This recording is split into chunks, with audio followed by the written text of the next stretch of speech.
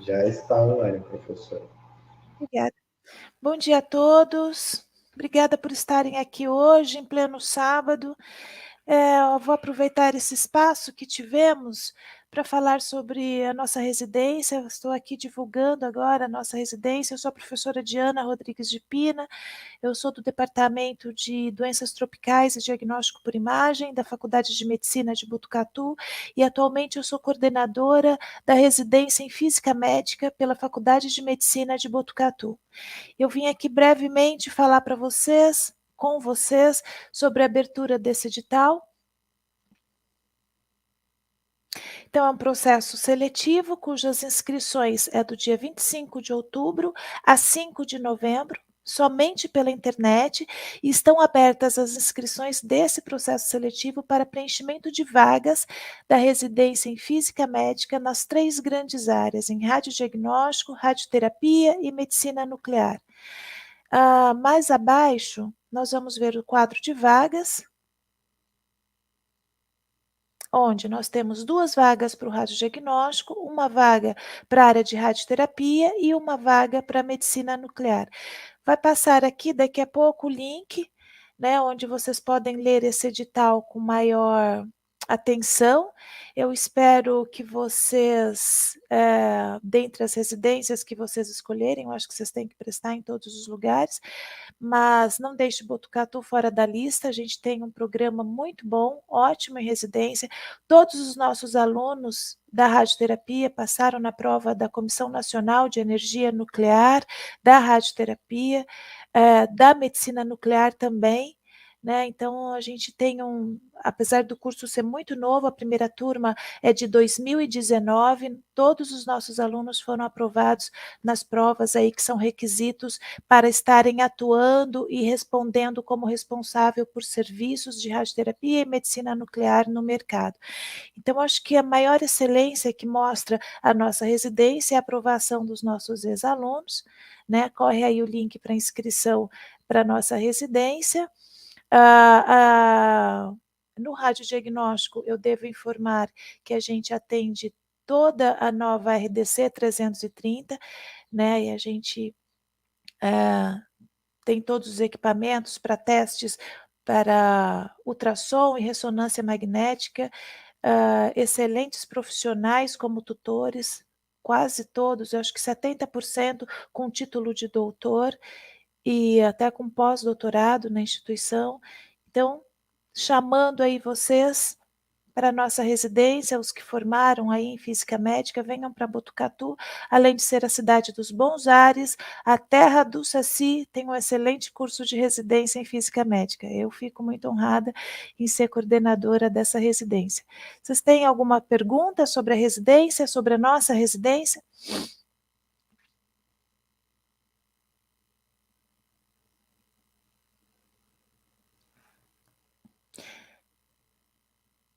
Eu acho que era isso que eu queria dizer para vocês. As perguntas podem ser mandadas pelo chat e também, na dúvida, vocês podem estar me consultando. Meu e-mail é diana.pina@unesp.br, coordenadora da residência da Física Médica em Botucatu.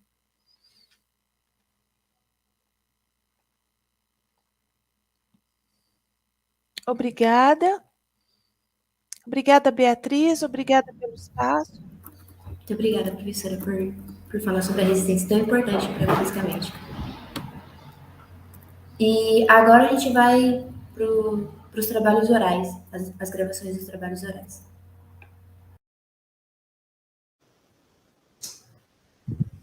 Olá a todos, meu nome é Letícia Del Conte e irei apresentar para vocês minha pesquisa sobre a disponibilidade de aceleradores lineares no Brasil em 2021, junto com o professor José Luiz.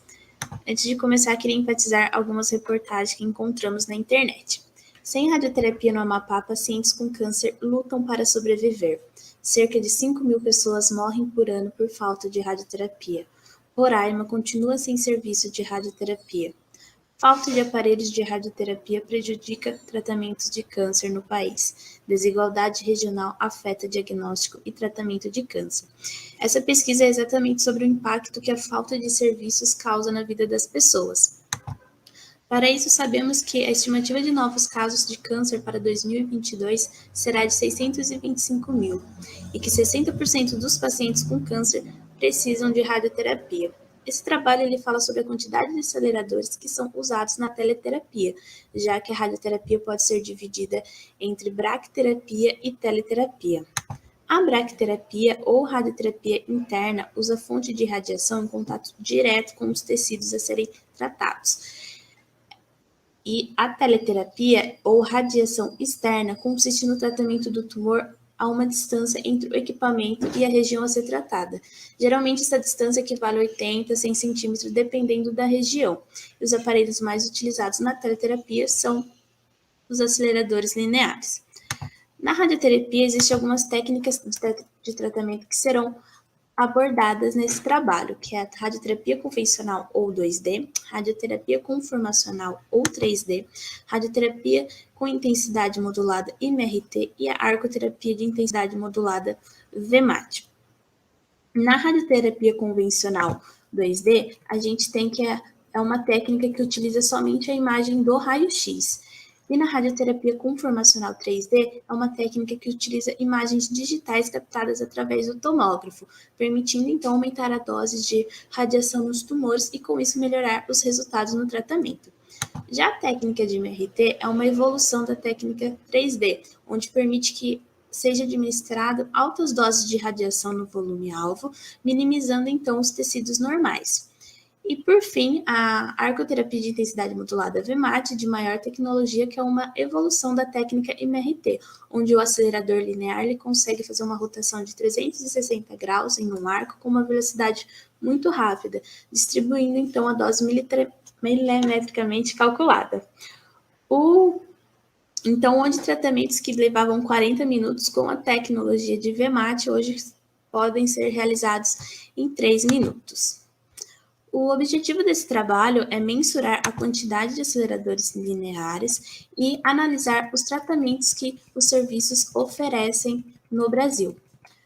Para isso, então, a pesquisa ela se deu início através do site da Sociedade Brasileira de Radioterapia, onde foi encontrado no site os serviços de radioterapia presentes no Brasil. Então, foram encontrados 266 serviços, e essa pesquisa ela foi concluída para 252 serviços, o que representa 94,7% do total. Dos 14 serviços que não participaram da pesquisa, 8 não quiseram responder e 6 eu não obtive nenhum retorno. Desses 14 serviços que não participaram, eles são dos seguintes estados: um hospital no Tocantins, um em Minas Gerais, 6 hospitais em São Paulo, 2 em Santa Catarina e 4 no Rio Grande do Sul. Então, assim que foi encontrado os serviços de radioterapia, foi possível entrar em contato com o físico a partir de ligações, e-mail, troca de mensagens pelo Telegram, e com isso foi aplicado um questionário sobre a quantidade de equipamentos e quais tratamentos de radioterapia realizavam. Foi montada uma planilha, onde na primeira coluna apresentava o nome do hospital, a cidade do hospital, o estado, se realizava um tratamento 2D, se realizava um tratamento 3D, MRT e VMAT, o modelo do acelerador linear e a quantidade de acelerador linear que o serviço oferecia. Com isso, a gente analisou os dados utilizando o software QGIS, que é um sistema de informação geográfica capaz de realizar mapas, medir distâncias com determinadas coordenadas e entre outras funcionalidades. E para a criação de gráficos de barra e de setores foi utilizado o RStudio através da programação. Agora eu vou mostrar alguns resultados que obtivemos com essa pesquisa. Aqui temos um gráfico de barras que mostra a quantidade de aceleradores lineares por região do Brasil. E claramente percebemos a diferença da região sudeste para as demais. A região sudeste ela conta com 205 aceleradores, enquanto as demais é um número bem abaixo. E quando comparado à região norte, a gente vê que a diferença é muito grande. Aqui, como foi citado, foi através do software QGIS, foi realizado esse mapa que mostra a distribuição de aceleradores lineares no Brasil de acordo com os estados. Então, a gente percebe que a região sudeste ela está em tons de azul mais escuros aqui, que realmente é onde tem a maior predominância. A gente vê São Paulo com o tom bem mais forte em relação aos outros estados, porque é o estado que apresenta maior quantidade de aceleradores, totalizando 112 aceleradores. Outro estado que a gente deve enfatizar é Roraima e Amapá, nas cores ali bem clarinho, que significa 0, eles não apresentam nenhum serviço de radioterapia. Então, a gente percebe que a região norte, ela, quando comparada, ela é bem abaixo da região sudeste. Nesse slide foi realizado um mapa com a diferença de aceleradores de 2019 para 2021. Em 2019 foi realizado um censo de radioterapia que tinha como objetivo mensurar a quantidade de aceleradores. Então, em 2019 foi contabilizado 363 aceleradores lineares. E atualmente, com minha pesquisa, esse número subiu para 404 aceleradores. Nesse mapa, a gente consegue ver a diferença se aumentou ou não. Em vermelho escuro, a gente percebe que não teve nenhum aumento, e em azul escuro, essa diferença é de 5 ou mais. Na variação de vermelho, essa diferença é de 1 até 3, e na variação de azul mais claro, é de 3 até 5. Então, a gente percebe que Roraima e Amapá são serviços que não tiveram nenhuma mudança desde 2019 até agora. E outro estado que a gente pode enfatizar é o Acre. O Acre, ele tem a diferença de um acelerador que em 2019 não apresentava serviço de radioterapia e hoje, em 2021, ele foi reaberto. Em maio desse ano foi reaberto o serviço com a diferença de um acelerador. São Paulo está na cor vermelha por conta da falta de respostas que eu não tive. 6 hospitais não me responderam, então eu acredito que essa diferença seja maior, mas como eu não obtive a resposta, ele está na cor vermelha. Aqui a gente tem a distância das capitais que não oferecem serviços de radioterapia até o centro mais próximo. Então, a gente percebe que a distância de Macapá até o centro mais próximo, que é Belém, é de 355 quilômetros. E a distância de Boa Vista até o centro mais próximo é de 656 quilômetros. De acordo com a Sociedade Brasileira de Radioterapia, a distância média para realizar o tratamento no Brasil é de 72 quilômetros. Então, a gente percebe que esse número já está bem acima do esperado. E quando a gente fala de Roraima e Amapá, essa distância ela passa os 1000 km, porque os centros mais próximos eles já atendem toda a demanda do estado. Então, pacientes de Boa Vista e Amapá precisam viajar acima de 1000 quilômetros para realizar o tratamento, né? Então, eles acabam fazendo tratamento na região Nordeste e Sudeste. Isso volta, né, a lembrar do começo da apresentação, né, onde eu citei que pacientes lutam para sobreviver e de como a desigualdade regional afeta o diagnóstico e a realização do tratamento. Bom, aqui a gente tem, falando sobre algumas técnicas de tratamento, a gente conseguiu obter as seguintes respostas. A maioria dos serviços hoje no Brasil realizam a técnica 2D e 3D. Então, 80% dos serviços no Brasil realizam a técnica 2D e 90% realizam a técnica 3D. Já o tratamento MRT, esse número cai para 62% que realizam, e para a técnica VMAT de maior tecnologia, esse número cai para 33%. A gente percebeu, né, analisando os resultados, que 31 serviços no Brasil não realizam a técnica 2D, e esses serviços estão espalhados por todo o território brasileiro. Foi notado que os serviços de alta tecnologias, né, que realizam tratamentos MRT e VMAT, não realizam mais a técnica 2D.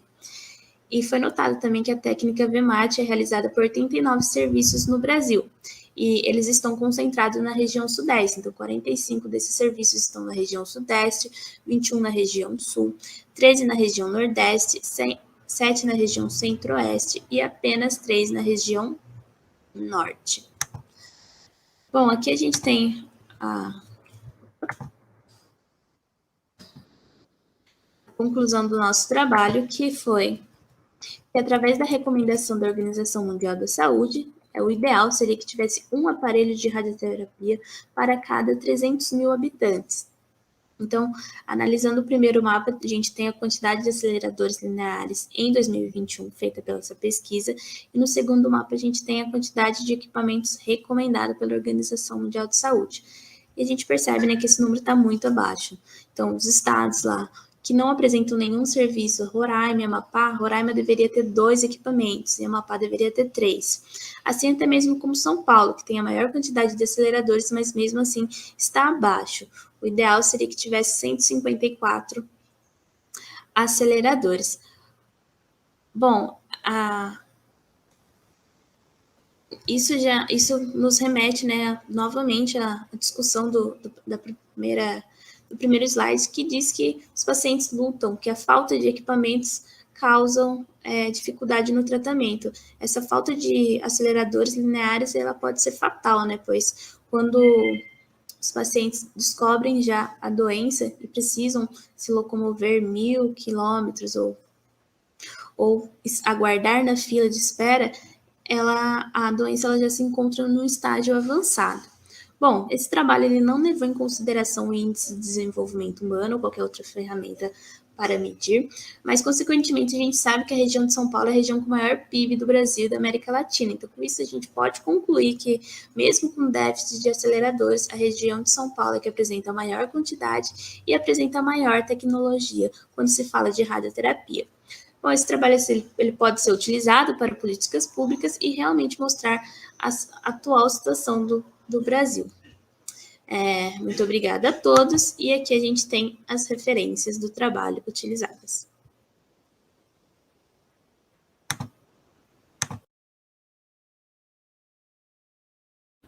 Saudações a todos, meu nome é João Miguel Barbosa, sou discente do curso de Física Médica do Instituto de Biociências da Unesp Botucatu, realizo iniciação científica no Departamento de Biologia Estrutural e Funcional, setor de Fisiologia, sob orientação do professor Dr. Elton Carlos Delício, e vou apresentar o estudo Interação da radiação ionizante com os tecidos gastrointestinal e muscular de zebrafish. Bom, uma breve introdução sobre radiação ionizante zebrafish e um pouco sobre radiosensibilidade também. Bom, por início, a radiação ionizante nada mais é do que a radiação que tem energia o suficiente para retirar elétrons dos átomos, criando então os íons. Bom, quanto à radiação ionizante, nós temos fontes naturais e fontes artificiais. Nesse estudo, foi realizada a pesquisa com uma fonte de cobalto-60 numa unidade de telecobaltoterapia. A radiação ionizante interage com a matéria através da excitação e ionização, formando espécies reativas de oxigênio e espécies reativas de nitrogênio, que podem causar danos à membrana celular e também ao DNA. Bom, o zebrafish é um pequeno teleósteo, ele é amplamente utilizado como modelo experimental, devido ao seu fácil manejo e ao seu baixo custo de manutenção. Além disso, o genoma do zebrafish tem metade do tamanho do genoma humano e compartilha cerca de 70% dos genes e 82% dos genes cancerígenos. Quanto à radiosensibilidade, isso nos remete à lei de Bergonié e Tribondot, que nada mais diz do que a radiosensibilidade das células é diretamente proporcional à sua capacidade de reprodução e inversamente proporcional ao seu grau de especialização.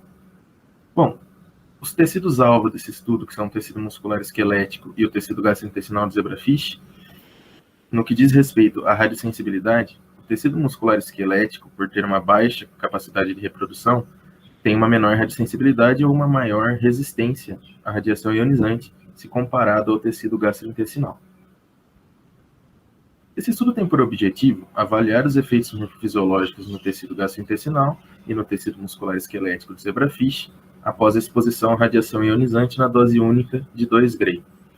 Vale lembrar que esse é um estudo inicial, portanto, não tem uma varredura tão grande em relação às doses, e essa dose de 2 Gray foi escolhida por ser uma dose comumente utilizada numa sessão de radioterapia.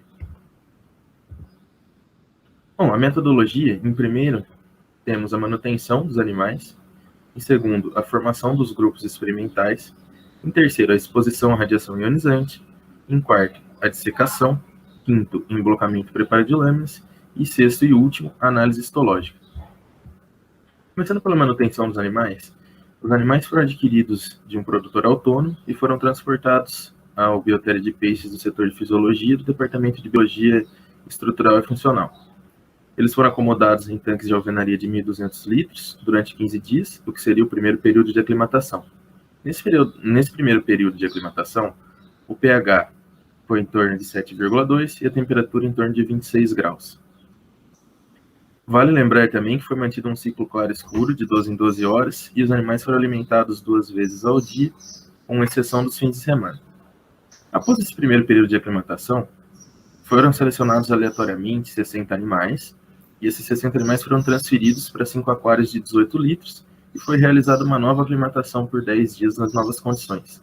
Nessa segunda aclimatação, foi instalado um sistema de aeração, manteve-se o mesmo sistema de alimentação e o ciclo claro-escuro, e a partir da seleção desses 60 peixes e a transferência para os 5 aquários, foram então criados 5 grupos experimentais com base na data da eutanásia dos animais. O grupo R1 são os animais eutanasiados após 1 dia depois da exposição da radiação. R3, 3 dias após a exposição à radiação, R7, 7 dias, R15, 15 dias, e o controle não foi exposto à radiação ionizante. Bom, os grupos R1, R3, R7 e R15 contavam com 10 indivíduos cada, e o grupo de controle com 20 indivíduos, totalizando 60.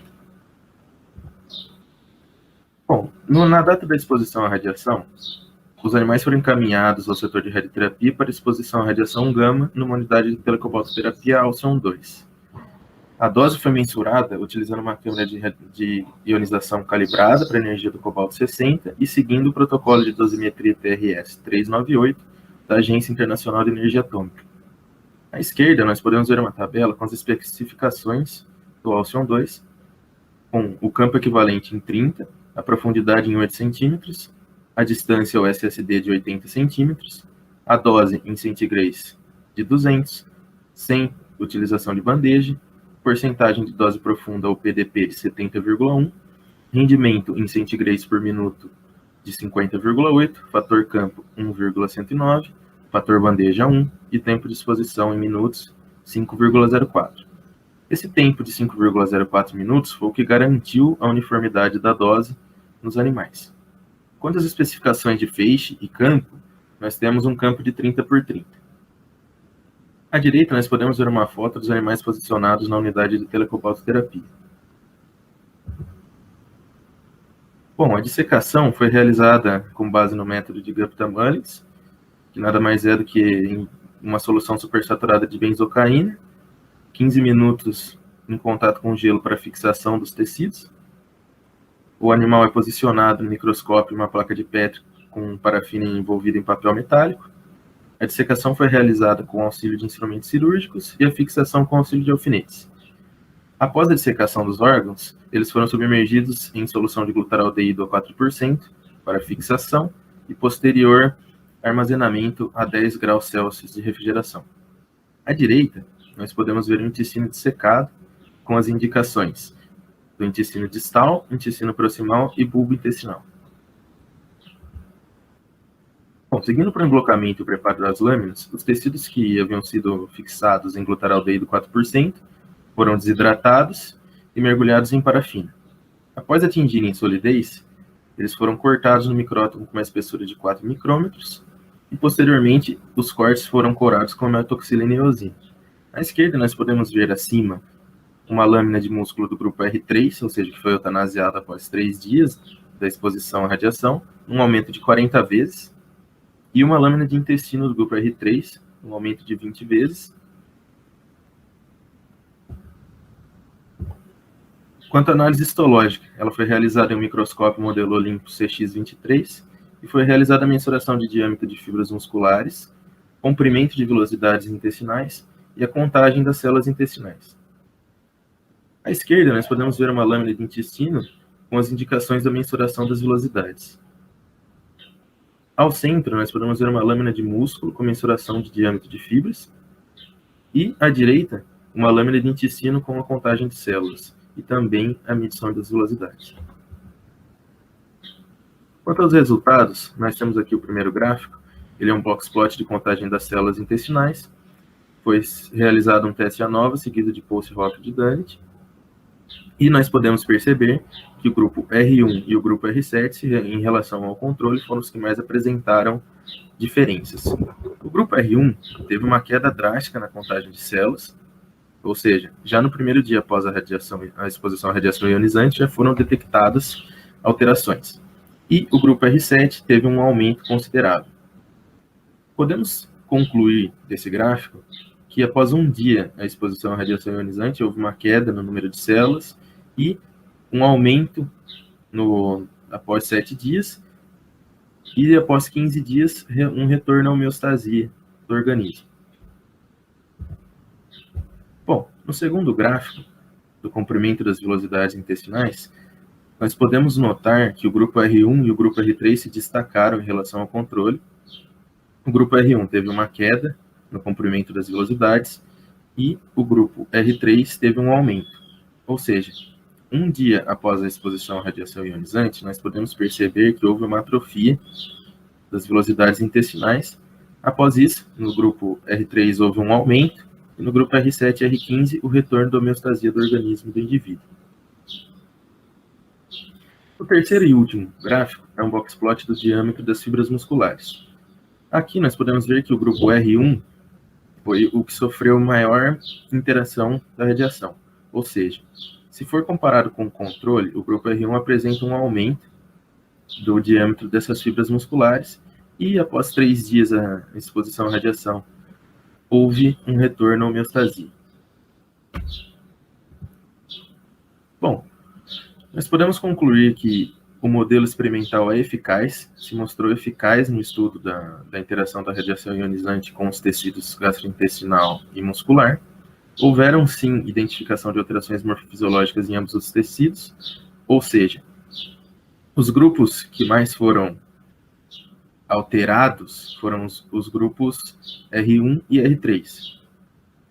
Quanto à radiosensibilidade, nós podemos identificar que os grupos R1 e R3, em relação ao tecido gastrointestinal, sofreram maiores alterações do que o grupo de tecido muscular e esquelético. Nós podemos concluir também que existe uma grande capacidade de regeneração celular por parte do organismo dos indivíduos, retornando sempre, após 7 ou 15 dias, retornando sempre à homeostasia do organismo. É importante salientar a relevância desse estudo e a extrapolação desses dados para a espécie humana, já que existem poucos estudos relacionando tecidos como tecido muscular e os efeitos da radiação ionizante nesse meio. Bom, eu deixo uma lista de referências utilizadas. E muito obrigado a todos pela atenção.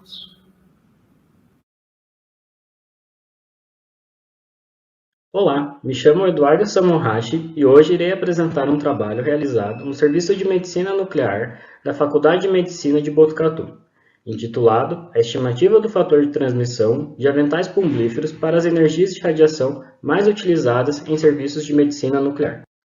Nessa apresentação, iremos fazer uma breve introdução à medicina nuclear, as motivações que levaram à realização desse trabalho, o objetivo, também como materiais e métodos utilizados, os resultados e conclusões.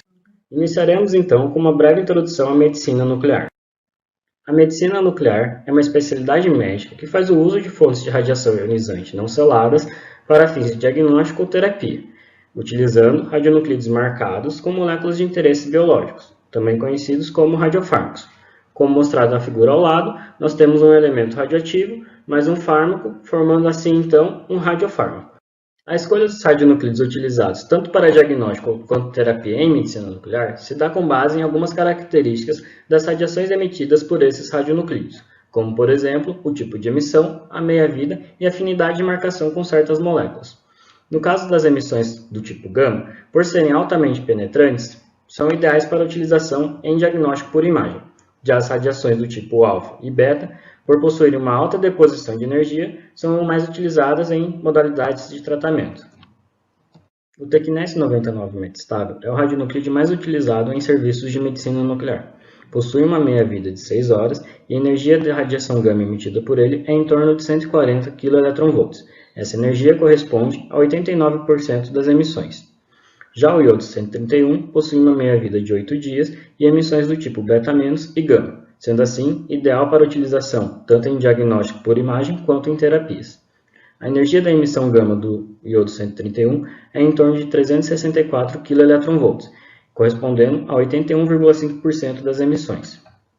No gráfico ao lado, temos uma relação de atividade utilizada no nosso serviço de medicina nuclear do HCFMB, sendo 87,65% da atividade total utilizada correspondendo à Tecnes 99 metastável e 11,69% correspondendo ao iodo 131. Por se tratar de uma modalidade que faz o uso de radiação ionizante, é comum encontrar em serviços de medicina nuclear equipamentos de proteção individuais como aventais compostos por materiais com equivalência em espessura de chumbo, ilustrados na figura ao lado. Esses aventais são amplamente empregados em modalidades de radiodiagnóstico, devido à sua faixa de energia. Iremos abordar agora a motivação que nos levaram à realização desse estudo. Estes são alguns artigos publicados relacionando a eficiência do uso de aventais com equivalência em espessura de chumbo para as faixas de energia utilizadas em medicina nuclear, levantando assim o seguinte questionamento: o uso de aventais com equivalência em chumbo possui a mesma eficiência para as energias utilizadas em medicina nuclear? O objetivo do nosso trabalho é, então, calcular o fator de transmissão de aventais com equivalência de 0,5 mm de chumbo disponíveis no serviço de medicina nuclear do HCFMB para as energias de radiação gama emitidas pelos radionuclídeos mais utilizados, o Tecnes 99 metastável e o iodo 131. Os materiais utilizados para a realização das medidas foram uma sonda de captação modelo Captus 3000 da fabricante Capintec, um avental com equivalência em 0,5 mm de chumbo, da marca StarMagic, uma trena, um suporte para os aventais, uma fonte de Tecnes 99 metastável, contendo uma atividade de 262 microcuries e uma fonte selada de referência de bário 133, com uma atividade de 148 microcuries. A escolha do bário 133 para a realização do estudo se deu pelo fato dele possuir uma emissão gama com energia de 356 keV. Essa energia corresponde a 62% de emissão, próxima à emissão do iodo 131, de 364 keV. Além disso, por se tratar de uma fonte selada, diminui os riscos de contaminação. Agora falaremos sobre a metodologia utilizada para a aquisição dos dados. Primeiramente, foram realizadas 3 aquisições da radiação de fundo na sala onde se encontrava o detector de radiação. Em seguida, foram realizadas 3 aquisições com a fonte a 62 cm de distância do detector de radiação, com o avental posicionado entre a fonte e o detector e sem o avental. O fator de transmissão para cada uma das medidas foi calculado pela razão entre o número de contagens obtidas com o avental pelo número de contagens obtidas sem o avental, onde B representa o fator de transmissão, IS é o número de contagens obtidos sem o avental e IC é o número de contagens obtidas com o avental. Partiremos agora para os resultados encontrados. A tabela nos mostra os dados utilizados para o cálculo do fator de transmissão de aventais com equivalência de 0,5 mm de chumbo para o Tecnes 99 metastável. Nela estão os dados de contagens sem o avental para as medidas 1, 2 e 3, as contagens com o avental para a medida 1, 2 e 3 e o fator de transmissão das respectivas medidas. O gráfico abaixo representa o espectro obtido pelo detector de radiação para o Tecnes 99 metastável, onde nós temos uma relação de contagens por minuto versus a energia em kV. A linha azul representa as medidas obtidas sem a utilização do avental, e a linha preta representa as medidas utilizando o avental entre a fonte de radiação e o detector de radiação. Podemos notar uma diminuição de 69% da intensidade da energia de emissão gama do Tecnes 99 metastável, quando utilizamos um avental com equivalência em chumbo entre a fonte e o detector, mostrando assim uma boa eficiência para essa faixa de energia. Agora, temos representado na tabela a seguir os valores obtidos para a fonte de bário 133, onde também foram realizadas 3 medidas com e sem a presença de aventais, em cada um dos fotopicos de emissão gama deste radionuclídeo. O fator de transmissão foi calculado com um intervalo de 40 kV para cada um dos picos de emissão gama do bário 133. É possível observar pelos dados que para o fotopico de 80 kV, o fator de transmissão encontrado foi de 41%, ou seja, um uso do avental com equivalência de 0,5 mm de chumbo para essa faixa de energia possui uma eficiência de 59%. Já para as maiores energias, como no caso do pico de 306 kV e 358 kV, o fator de transmissão foi maior do que 85%. Isso nos indica uma eficiência de em torno de 15% nessas faixas de energia. Podemos ver a relação de eficiência do uso de aventais para o Bário 133 no gráfico a seguir, onde novamente temos no eixo vertical o número de contagens por minuto versus a energia em kV no eixo horizontal. Para as energias menores, podemos notar uma diferença significativa na intensidade de sinal do espectro utilizando o avental. Já para as energias maiores, não é possível visualizar uma diminuição significativa na intensidade do espectro. Indicado no gráfico em vermelho está a região de energia de emissão gama do iodo 131, onde também não é possível notar uma diferença significativa na diminuição de intensidade do espectro. Ou seja, a utilização de aventais com equivalência em 0,5 mm de chumbo não mostram uma eficiência tão grande para o radionuclídeo iodo 131 quando comparados com o Tecnes 99 metastável, ou até mesmo em energias menores encontradas no espectro de bário 133. Por fim, ao realizar esse trabalho, chegamos às seguintes conclusões. O uso de aventais compostos de materiais com equivalência de 0,5 mm de chumbo, comumente encontrados em serviços de medicina nuclear, apresentam uma maior eficiência de blindagem para as emissões gama de menores energias, como os 140 kV do Tecnes 99 metastável, onde se obteve uma eficiência de 69% e 59% de eficiência para os fótons de 80 kV presente no espectro de bário 133. Para as energias maiores presentes no espectro de radiação gama do bário 133, o fator de transmissão foi de 87%, indicando uma eficiência de 13%. Já para o iodo 131, amplamente utilizado em terapias no serviço de medicina nuclear do HCFMB, podemos estimar um fator de transmissão de eficiência próximo ao pico de 358 kV do bário 133. Essas foram as referências utilizadas como base para a elaboração dessa apresentação. Eu gostaria de agradecer a todos os envolvidos no desenvolvimento deste trabalho. Também gostaria de agradecer ao Serviço de Medicina Nuclear e ao Núcleo de Física Médica do Hospital das Clínicas da Faculdade de Medicina de Botucatu, que tornaram possível o desenvolvimento desse trabalho. Também gostaria de agradecer a todos que acompanharam essa apresentação. Olá, tudo bem? Eu sou Sérgio Augusto Santana de Souza, sou doutorando em Biologia Geral e Aplicada e vou mostrar para vocês hoje o trabalho de diferenciação de tumores cerebrais primários e metástase solitária cerebral, uma abordagem radiômica. Bom, a minha apresentação está dividida entre introdução, objetivo, materiais e métodos, resultados, conclusões e referências. Doenças que acometem o sistema nervoso central são consideradas um grave problema de saúde pública. Dentre essas patologias, tumores cerebrais são algumas das mais letais para os pacientes e são algumas das que mais necessitam de um método auxiliar para o diagnóstico diferencial. A diferenciação entre diversos tipos de tumores cerebrais constitui um grande desafio diagnóstico, mesmo para especialistas da área.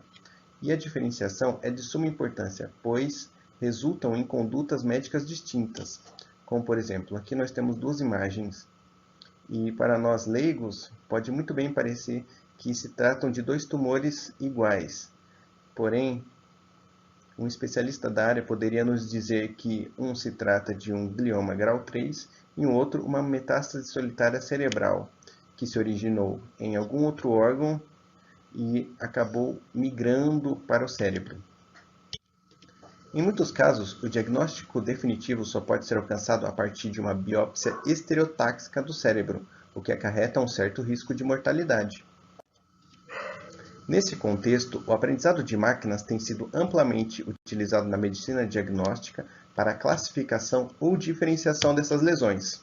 É geralmente aplicado à análise de texturas de dados extraídos de imagens radiológicas. Bom, mas o que é a textura? A textura é um importante atributo visual presente nas imagens do mundo real. Esta corresponde a um padrão visual geralmente relacionado à distribuição de pixels em uma região e características do objeto da imagem, como tamanho, brilho, cor. Este atributo geralmente contém informações bastante significativas acerca do conteúdo da imagem e é amplamente explorado em aplicações de visão computacional. Como, por exemplo, aqui nós temos várias amostras de textura, o mármore, o papel, a parede, a madeira e a areia, e nós conseguimos facilmente distinguir estas amostras com base nas características do objeto da imagem, como o tamanho, a cor, o brilho. Bom, o nosso grupo tem uma grande expertise nessa área. Nós publicamos já 3 artigos relacionados à análise de texturas combinadas com o aprendizado de máquina, um artigo publicado em 2020 e 2 artigos publicados em 2021. Nesse contexto, o nosso objetivo aqui é a criação de métodos para diferenciação de tumores cerebrais primários e metástase solitária cerebral, utilizando análise de texturas e aprendizado de máquinas. Bom, esse estudo foi aprovado pelo Comitê de Ética da instituição local e o banco de dados é composto por exames de ressonância magnética do Hospital das Clínicas de Botucatu, com um N total de 96 pacientes. Bom, os critérios de inclusão são pacientes com exames de ressonância magnética no período entre 2018 e 2020 com diagnóstico de tumor primário ou secundário. Todos os pacientes tiveram diagnóstico confirmado por análise histopatológica a partir de biópsia. Os critérios de exclusão são pacientes que tiveram cirurgia ou biópsia antes da aquisição das imagens, lesões menores do que 10 milímetros e pacientes com malformações intracranianas. As sequências utilizadas nesse estudo foram as sequências T2, FLAIR e DWI. Aqui nós temos uma imagem que representa as regiões de interesse selecionadas tanto pelo radiologista, como mostrado em A, e a ROI, a região de interesse que nós criamos em ambiente MATLAB. A partir desta ROI serão extraídas as texturas que vão ser utilizadas posteriormente na análise de texturas. Nós selecionamos o corte onde o tumor é melhor visualizado para poder fazer a extração da região de interesse. Aqui nós temos os 40 parâmetros de textura que foram utilizados neste estudo, que estão divididos em Statistical Features, GLR e Wavelets Transform.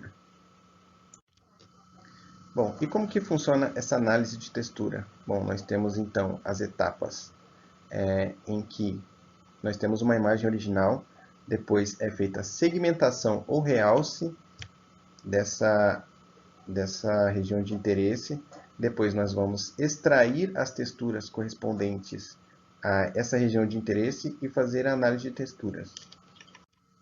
Bom, os pacientes foram divididos nos seguintes grupos: tumores primários, contendo 38 pacientes, divididos em astrocitomas, oligodendrogliomas e meduloblastomas, e metástases solitárias, compreendendo 58 pacientes, pacientes com tumores de esôfago, fígado e trato biliar, mama, pulmão e outros.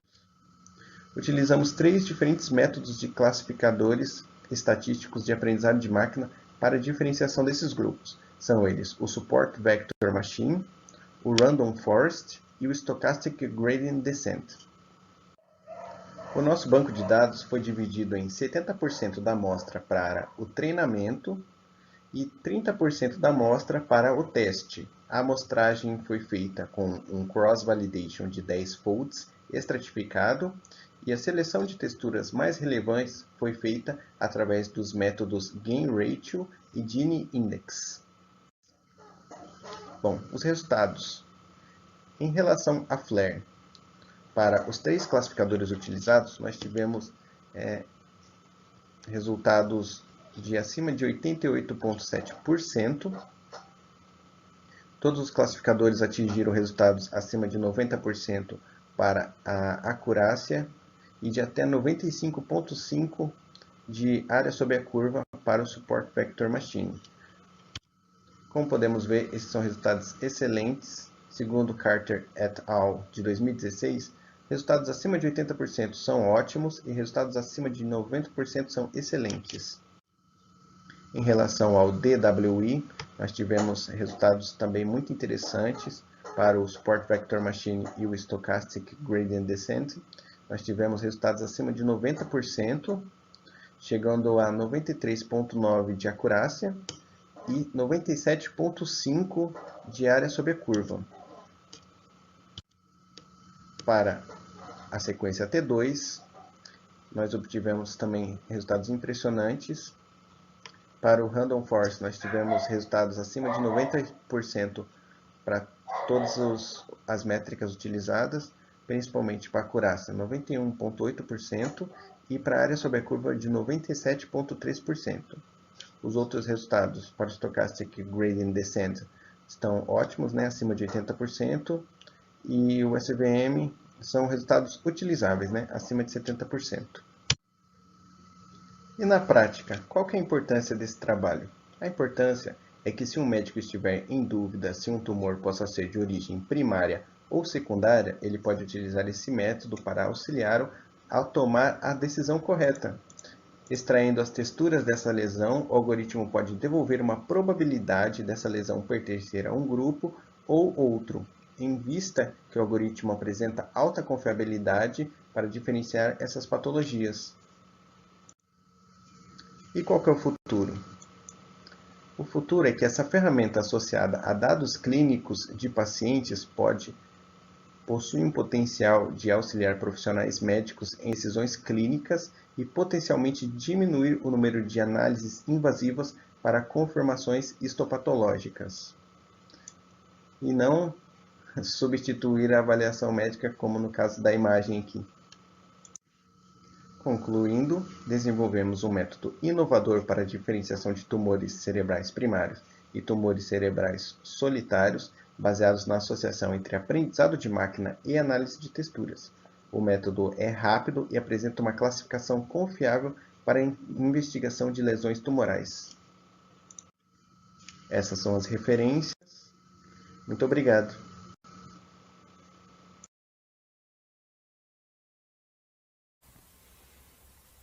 Bom dia a todos. É com grande prazer que eu venho apresentar no Confian 16 este trabalho intitulado por Validação da metodologia de quantificação da densidade da mama em exames de mamografia CR-IDR e análise da lipossubstituição.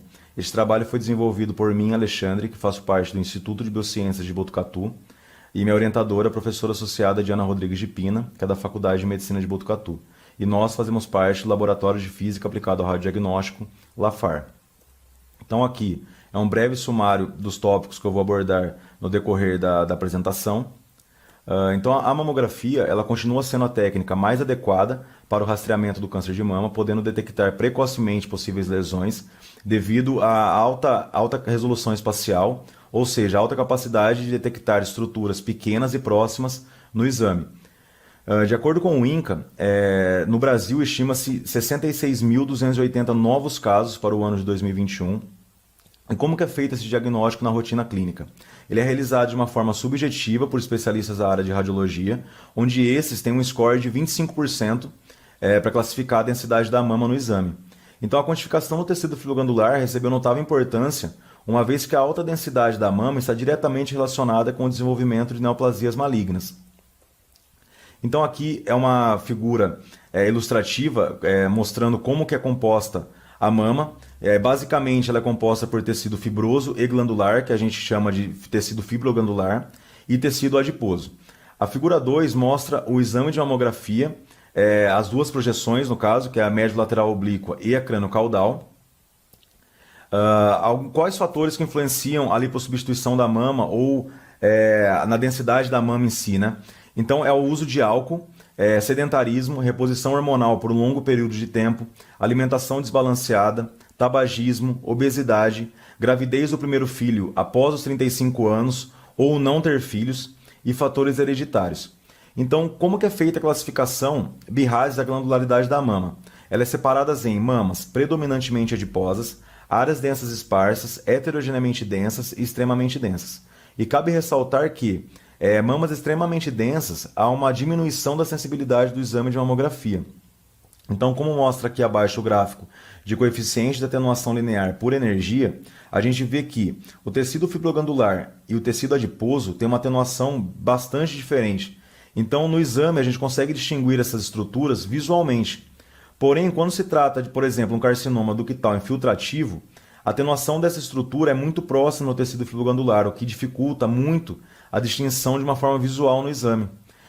Ao lado tem um gráfico também de contraste por energia de um tumor e de uma microcalcificação, onde a gente percebe que também é muito próxima o contraste dessas duas estruturas. Então, devido a esse problema, o objetivo desse estudo foi desenvolver uma ferramenta computacional para estimar a percentual de densidade mamária em sistemas CR e DR, onde os objetivos específicos foram a validação do algoritmo, primeiramente, através de comparação da densidade mamária estimada entre mamografias e ressonância magnética das mesmas pacientes, demonstrar a lipossubstituição ao longo dos tecidos, a lipossubstituição dos tecidos ao longo das idades das pacientes e quantificar e classificar com maior acurácia as pacientes de acordo com a tabela BIRADS.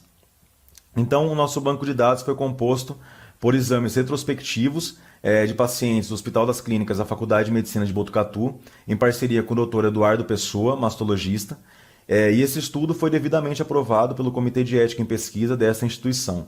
Como critérios de inclusão, pacientes assintomáticas que realizaram exame de mamografia e ressonância magnética em um prazo de até 2 meses, e critério de exclusão, pacientes com prótese de silicone e que tenham realizado mastectomia.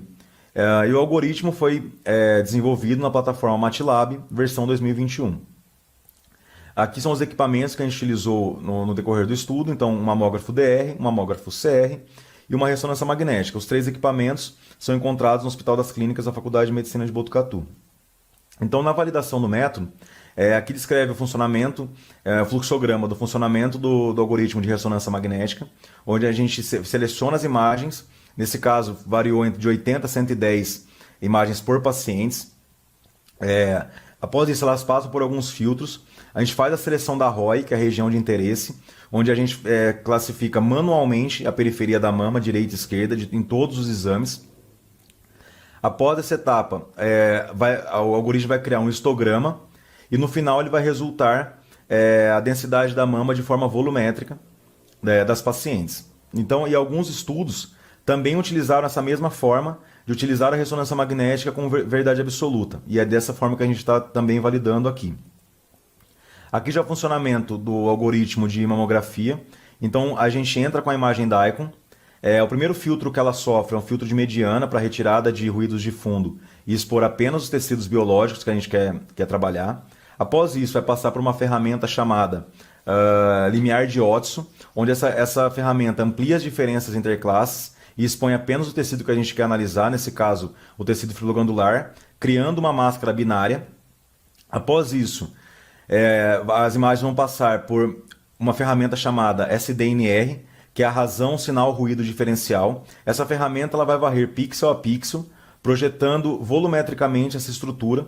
Então, dessa forma, a gente consegue estimar de forma volumétrica a densidade da mama. Então, ao fim, o algoritmo vai resultar não somente a porcentagem da densidade da mama, mas também a imagem da área que foi quantificado como tecido fibroglandular. Então, na validação do método, a gente fez uma regressão linear entre essas 45 pacientes de exame de mamografia e ressonância magnética, o que mostrou bastante satisfatório esses resultados, ficou bem próximo. Também fizemos um gráfico de correlação entre as tecnologias mamografia e ressonância magnética, que resultou em 0,92, o que claramente validou o algoritmo. Após essa etapa, nós aplicamos a metodologia num banco de dados mais robusto, nesse caso 200 pacientes em tecnologia CR, e aqui vale ressaltar também que a gente consegue analisar, como a gente separou em faixas etárias das pacientes, nós conseguimos analisar a lipossubstituição do tecido ao longo dos anos. Após essa aplicação da metodologia, nós aplicamos na tecnologia DR, nesse caso foram 85 pacientes, também conseguimos analisar o mesmo comportamento da lipossubstituição ao longo dos anos, e ao fim, nós classificamos tanto tecnologia CR e DR, juntamos o banco de dados quantificados, totalizando 285 pacientes, onde conseguimos analisar o mesmo comportamento da lipossubstituição dos tecidos da mama ao longo dos anos. Então, o que a gente consegue concluir desse estudo? O algoritmo, o diferencial do algoritmo foi quantificar com objetividade exames de tecnologia CR e DR, que alguns estudos há uma diferença na quantificação, então o algoritmo quantifica imagem CR ou DR. A ferramenta desenvolvida pode auxiliar o médico radiologista a quantificar os tecidos da mama com maior precisão. Os resultados demonstraram a tendência de lipossubstituição dos tecidos, tendo em média 2% ao ano, o que corrobora também com resultados encontrados em literatura. E esse trabalho pode auxiliar trabalhos futuros, como, por exemplo, estimar a dose granular média depositada no tecido ao longo dos anos de rastreamento. Pois, para conseguir estimar a dose granular média, a quantificação da densidade da mama tem que estar muito bem determinada, muito bem objetiva. Então, esse estudo serve de sinal para estudos futuros. Obrigado.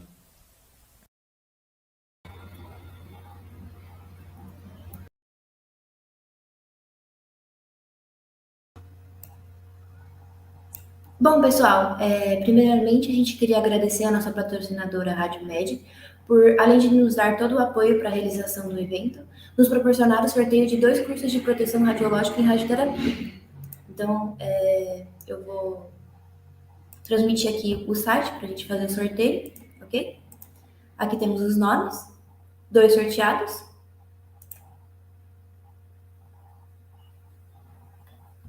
Mariane Vieira Máximo e Jaiane Júlia Pereira da Silva entrar em contato com a comissão para as informações sobre o curso.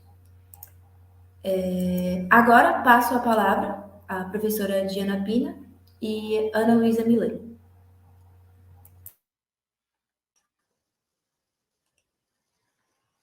Bom dia a todos. É com muito prazer que eu estou aqui novamente agora para o encerramento desse evento. Primeiramente, queria agradecer a todos, como representante discente, queria agradecer a todos os meus colegas que participaram da comissão do 16º Confian, nas pessoas da Samara Pavan, do Vitor Brandão, João Miguel Barbosa, do Fernando Gonçalves, do Gustavo Locatelli, da Beatriz Pedroso, do Jonathan Ternes, do Felipe Monteiro, da Crislane Cesário, do Samuel Jimenez e da Gabriela Bittencourt. Vocês trabalharam incansavelmente por muitos meses, foram muitas mensagens trocadas, mensagens de desespero, me socorre. E esse congresso, com certeza, não teria acontecido sem a ajuda e a disponibilidade e a dedicação de cada um de vocês. Então, deixo aqui o meu muito obrigada. Também queria agradecer muito a professora Diana Pina. A professora foi essencial para que tudo estivesse perfeitamente organizado e da melhor maneira que se possa imaginar, desde a idealização de todo o esquema do evento, de toda a programação, de todas as pessoas que seriam convidadas para fazer parte desse congresso. Então, se tivemos palestras que foram muito marcantes, acho que grande parte dessa, como eu posso dizer, grande parte dessa benfeitoria foi, sim, da professora Diana. Então, deixo aqui o meu muito obrigado como representante discente. Também agradeço aos professores dos departamentos de Física e Biofísica e também da Bioestatísticas, que fizeram parte da comissão científica para que nosso evento pudesse ter essa parte de divulgação científica dos trabalhos. Também agradeço aos nossos patrocinadores, a BFM, a ELEC Tavari, a Brasil Rad e a Radmed, que nos deram total apoio, nos incentivaram. E é muito importante ter empresas que realmente incentivam um congresso organizado por alunos da graduação, pelos alunos da Física Médica. Também agradeço a equipe do STAEP e da GDC, nas pessoas do Jairo, do Renato e do Sérgio, que estiveram, como eu posso dizer, 48 horas do dia junto conosco, respondendo mensagem, nos salvando em todos os momentos possíveis. Então, muito obrigada por todo o suporte e ajuda. Sem vocês também o congresso não teria sido tão bonito e tão perfeito como foi. Agradecimento ao Instituto de Biociências de Botucatu, à Faculdade de Medicina de Botucatu, à FAMESP também, que nos apoiou e nos deu bastante incentivo, e à Fundibio, por todo o auxílio e apoio durante o nosso congresso. Também agradeço de forma específica os físicos do HC que fizeram parte dos nossos minicursos, que ainda estão acontecendo paralelamente aqui. Então, ao Vander, ao Daniel, ao Alan e ao Matheus, que fizeram parte também do nosso congresso. A todos os palestrantes e pessoas que foram convidadas a contribuir de alguma forma com o nosso congresso. Enfim, a todos aqueles que fizeram parte do evento e da realização deles, o meu muito obrigada. E agora eu passo a palavra para a presidente do congresso, a professora Diana Pina.